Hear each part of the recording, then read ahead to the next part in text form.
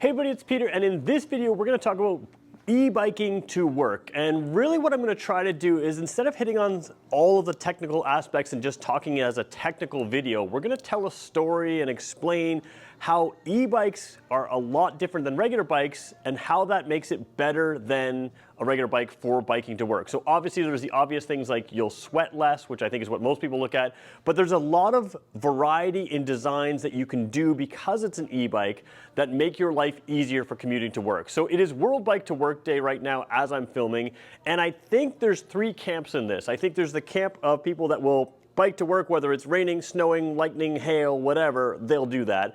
And I think there's a large swath of people that say, yeah, it'd be nice to bike to work, but it's not for me. And then there's the people who are never gonna bike to work ever. This video is for the people in that middle section. You know, it'd be nice to bike to work, but I just don't know if it's right for me. And I think you may find that an e-bike, or specifically certain types of e-bikes, might work for you. So I'm gonna take 3 bikes as examples in this video, and some of them may not be right for you, but I'm hoping you'll grab a snack, grab a beverage, and hang on through the whole video as I talk about some of the different styles and types of things, because even though this one may not be right for you, pieces of it may be, and in the Pedego lineup there's a lot of variety that can allow you to find exactly what you need, and I'm going to use these 3 as examples. So the first bike we're going to look at is the Pedego Element. Actually, that'll be the second one we look at. There's the Pedego Avenue as well, and then I'm using the Boomerang here, and this is actually a shorter height Boomerang, so we're going to talk about some of those features.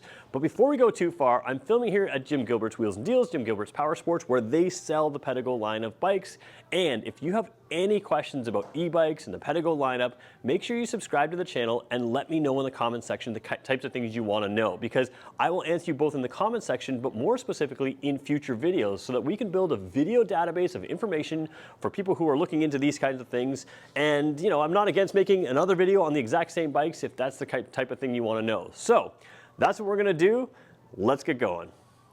So the first bike I'm going to look at today is the Pedego Avenue, and this is sort of a more traditional looking bicycle, and it actually doesn't have some of the advantages that an e-bike can give you, but I think it's the first style of bike that people gravitate to when they start looking at e-bikes, because it looks kind of normal and that's kind of what they're familiar with. So this one has a few extra features. You can get spoked wheels, but this one has these cool sort of alloy type wheels, or alloy looking wheels that look pretty cool. And this one also has an accessory rack on the back and accessory rack on the front, which we're going to talk about in a second. But the very basics I want to do with this bike is just go over the real basics of what an e-bike is. So e-bikes have various things. Sometimes they have motors in here, sometimes they have motors in the back hub. There's various reasons why one may be better for you than the other. Pedego, they're all in the hub. For this year especially, that's where they are. If it changes in the future, then you can correct me when I'm wrong. The reason I like a hub motor is I think for the average non-cyclist, this is a better system. If you are a true cyclist and you want to add that too, I can understand the reasons why you may want another motor here. But, and again, even if you're a cyclist, you may like this. But for a non-cyclist, I think this is a better system. And one of the key benefits to that system is it gives you a throttle. Now, I'm going to explain not just what it is, but why it's important to you as a rider. So bear with me, but let me just clarify what an e-bike is. It has a battery. This one here is built into the frame. It has an electric motor. There's a computer-ish of sorts, a mild computer that basically helps determine what's going on. And then you have a display up here which allows you to work. So we're going to cover what the display says here, and we're going to sort of tell you how it works. But the very basics are, as you start to pedal, just like a regular bike, you can ride it like a normal bike. If you have the power assist on this bike and every other one I'm going to show you today, there are 5 levels of power assist. So when I say 5, it says 0, 1, 2, 3, 4, 5, and then there's a 6. So 1 through 5 is pedal assist. As you pedal, you'll feel that little bit of power kick in. Basically, level 1 eliminates some of the extra weight. Having a battery on board, having a motor on board, kind of gives you a little extra weight, and level 1 just kind of takes out that extra weight, makes it feel like a regular bike. Level 2, level 3, that's where most people are going to ride these bikes. And what it does is, as you pedal, it gives you some torque. So you're not pushing as much. And as you go to level 4 and 5, really all you have to do is spin the pedals. You know, you could do it with your pinkies kind of thing, and this thing will move you along at up to 32 kilometers an hour, which is pretty cool. Now, the reason I think a throttle is really important is because you have power assist, you don't need to use the gears as much. Now you still can and you still may want to, but you don't need to as much. So if you're driving along and you come to a stop sign or a stoplight or something like that and you want to stop, you ever have with a regular bike where you have it in too high of a gear to get going again? You're just going to leave it in that gear on a Pedego e-bike. Because what you'll do at a stop sign is when you get going again, you're going to give it the throttle. And as you give it the throttle, you can give it up to max power to get yourself going. And once you get up to a speed that's comfortable, you can just start pedaling again and you'll have that pedal assist and you can keep going. So you don't have to shift as much. That's a big feature. The other thing that's nice is if you're ever driving along relatively flat ground and then you have a little slight bump up or hill you have to go up. So let's say it's, 30, 40, 50, 60 feet. You just have to go up a little bit and then you're level again. Rather than changing your power levels or changing your gears, both of which you can do, having the throttle allows you to just give it a little bit extra throttle. So if you're in power level 2, you can give it the throttle, which would take you right up to full power or up to full power if you wanted to. Give it the throttle just as you're going up that hill and as you keep pedaling, and then you just back off the throttle. It's a really nice feature that just simplifies things. So you're using the power levels to get the speed you want, to deal with the headwind that you're dealing with, or to deal with the general incline. But if there's a little dip of a hill, you can add the throttle. If you stop at a stoplight or stop sign and have to get going without shifting down gears, or you just don't want to shift down gears, using a little bit of throttle is really, really helpful. So I'm going to show you the display here, and then we're going to talk a tiny bit more about this, and then we'll move on to 2 other options, and we'll really start expanding on how these things are better commuting bikes other than just you don't sweat as much. So let's start with how they work and we'll keep going. So we're looking at your left side hand grip here, and just in from that left side hand grip is this display. Now this is the more basic display in the Pedego lineup. There are a little bit more advanced displays, but they work the exact same. So we're going to turn this on by hitting the power button. It just has a little bit of seconds as it comes to life there, and this is what you see here. So again, there's lots of things we can talk about, but I'm going to keep it pretty simple. The pedal assist that I was talking about, it either says assist or PAS, pedal assist system, down here, and they're sort of laid out the same. So this one's set for miles per hour right now. You can change it to kilometers per hour, so therefore this is in miles. Haven't changed that over. It's not a big deal. But the assist section here, you have a plus and a minus, and this is how it works. In level 0, this is a regular bicycle. You have a speedometer up there if you want to go. You can check your odometer, but this is just a regular bicycle. Now, as you go into level 1, you get a little bit of torque assistance. Level 2, level 3, level 4, level 5 gives you more and more and more assistance. So again, this is assistance for as you're pedaling. If your pedals are spinning, it's giving you the assistance, and it gives you quite a bit of torque in level 5.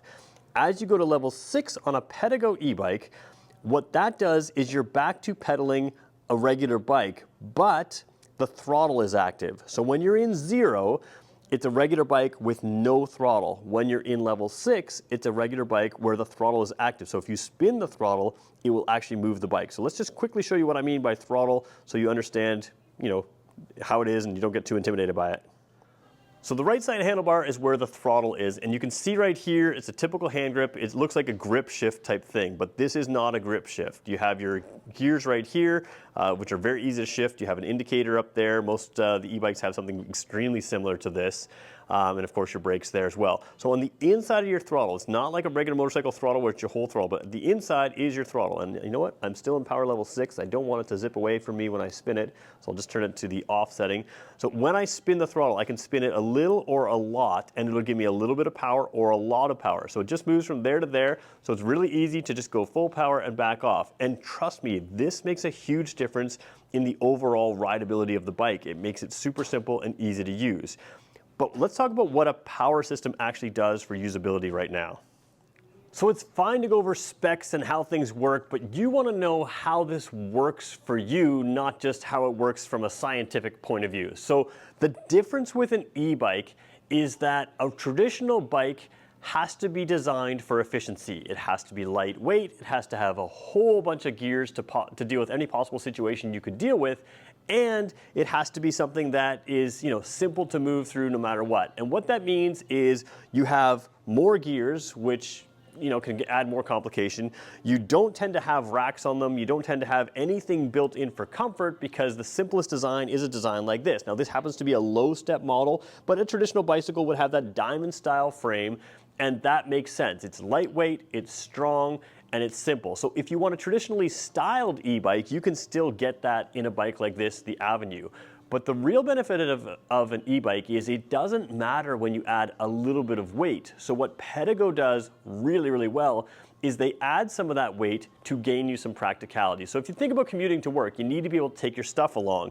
This bike has a rear rack on it and a front rack on it. Both of these have what they call braze-ons, which is a section in the frame where you can screw screws into that allow you to take extra accessories. And the real benefit of an e-bike is that people use them more than regular bikes. This is an absolute hard statistic. If you have an e-bike, you use it more because it's more enjoyable and it's more practical. So when we talk about practicality, you can see how a traditional bike can get more practical. But let's move on to the two other bikes to show you some of the differences and show you some things that maybe you wouldn't expect. So this is the Pedego Element. The Pedego Element is the entry-level bike in the lineup, and it is one of the best sellers by far in the lineup. And what's cool is the reason it's a bestseller is because as people start to understand e-bikes, they understand what you can do with e-bikes. So first of all, this is not a bike I would consider if it were a regular bike, and there's a few disadvantages to it. First of all, the fat tires, they're not efficient. The small wheels, they mean you have to pedal more, right, to get that sort of mechanical advantage of, driving around to go farther. It looks compact, it looks small. The reality is this is a full-size adult bike that's very comfortable. You sit very upright, and when you start talking about the advantages of an e-bike, you realize that these big fat tires, yes, they weigh more, but they make it really easy to go from pavement to sidewalks to gravel and rail trails to grass. It all kind of feels the same. So that's a pretty cool feature right there. Now, the other thing is the smaller wheel diameter. Because you have that electric motor assisting you, that small wheel diameter kind of helps with gearing for hill climbing, and that allows them to put smaller gears on the actual gear ratio, which gives you a faster speed gear. So what you can do is, because you don't have to worry about hill climbing so much because you have pedal assist, you can gear it faster or gear it higher or gear it so they're heavier to pedal because you have the assistance. And that means that a bike like this with small wheels has no problem keeping up with the traditional larger wheeled bikes because you have that pedal assist. Now, every e-bike in Canada is limited to 32 kilometers an hour of assistance. You can go faster than that, but the assist will only work up to 32 kilometers an hour. So what you have here is a nice compact bike, and it's got little features like a little protector over top of the gears, and that allows you to even throw it in the back of your SUV. So it's not a fold-up bike, it's not something that needs a bike rack. You can kind of fold it inside, and like I said, with the protector of the gears, it doesn't matter which side you lay it on, it's easy. It's got big pedals, it's easy to sit on, and then you can get this one with suspension, but you don't really need to because you're sitting upright. If your weight on here, if your weight on your hands, then your wrists really get tired. But because you're sitting upright, there's no weight there, which means it can bounce up and down on its own. The fat tires give you some suspension level. And like I said, you can add suspension if you want, but you don't need to. And the reason you're sitting more upright is because it's more comfortable. And the reason regular bikes don't do that is because they have to be aerodynamic. This one has some assistance so they can bypass aerodynamics and lightweight for comfort and practicality. So we should talk about practicality. I'm going to pull one more bike in here for that. But the Element is, again, a bike that makes no sense as a regular bike, but a bike that makes a ton of sense as an e-bike. Add a rack on here, take your stuff to work. You can put a rack on the front as well. You can do all kinds of things, basket off the front. There's all kinds of ways to take your stuff to work. And that's why this is really practical. Now, if you want a fat tire bike, but you don't want smaller fat tires, there's other options in the Pedego lineup. So every kind of combination of pieces that you may like on this bike or dislike on this bike are available in other areas. Let's look at another more traditional bike. So when I called this a more traditional bike, if you're looking closely, you'll find out that this is actually a non-traditional bike altogether. But I want to start showing you some features of this bike. So this one actually has smaller 24-inch wheels. You can get this exact same frame design with 26-inch wheels. What the 24-inch wheels do is lower it down. The Boomerang is what this is known for, has an ultra low step through. So you can see I don't have to step off this hardly at all to get through. It's a really, really popular model for people who aren't used to biking. The other thing this does that's pretty cool is you have in the Pedego lineup on various bikes a little quick release kind of handle type thing.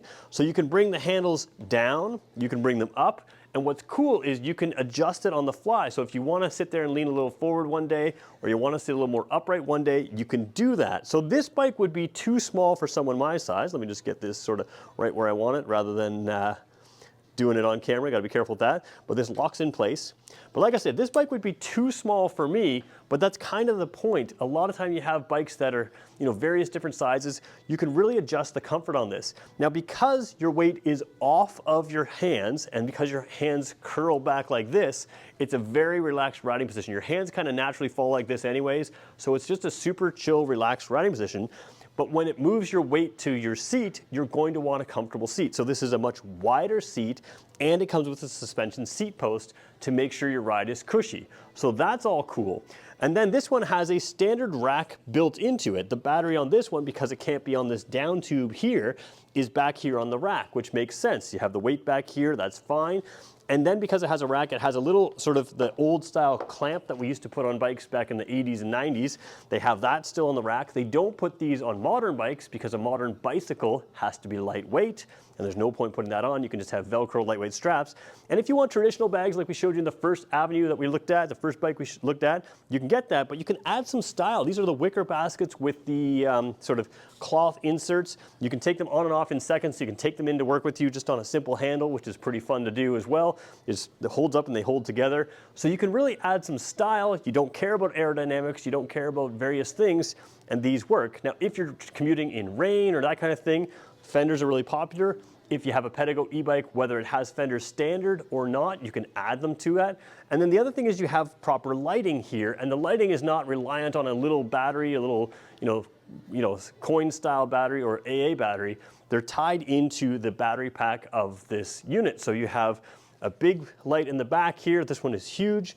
You have headlights as well. And as long as you have power on your e-bike, you have power on your lights. So they work really, really well that way. So we've talked about power, we've talked about comfort and practicality. Let's also talk about the brakes, because that's an important piece as well. So braking on an e-bike is a really important aspect, because for most people, they're able to drive these a little faster, or at least consistently faster, than on a regular bicycle. So what you need is good brakes. They also weigh a little bit more, and that's something to keep in mind as well. So there's a lot of sort of, it's hard to tell about certain types of brakes. So there's two types of disc brakes on a Pedego e-bike. These ones here are the hydraulic disc brakes. They work like a car. They have mineral oil in through the here instead of having a cable. Now, the benefit of that is really more in feel, and the cable doesn't stretch, so you have a consistent feel. So they feel a little bit stronger to pull. They have no cable that stretches, so there's a lot of consistency. And these ones are great because they don't squeak. A lot of e-bike manufacturers will go with a cable-mounted brake, and then they can save a ton of money on those, and they end up being squeaky, not very reliable. They have cheap brake pads that wear out quickly, and that's all things that you have to keep in mind, because if you buy a cheapy e-bike and you have those kinds of situations, sometimes if you don't buy it with a good brand, you'll end up with having trouble getting parts. But the other thing is just your rideability, your overall riding won't be as good. And because you're going to be riding this more, brakes really matter and quality components matter. So again, you've got those on a Pedego, you just don't have to worry about it, whether it's a hydraulic brake or the mechanical disc brake. So the coolest thing just happened. Between takes, I just ran into people that bought Pedego e-bikes from us last year, and they just told me about all the things they love about it. And here's what's cool. They didn't talk about brakes and power and other stuff. They talked about all the things they do. And that's really the point of this video.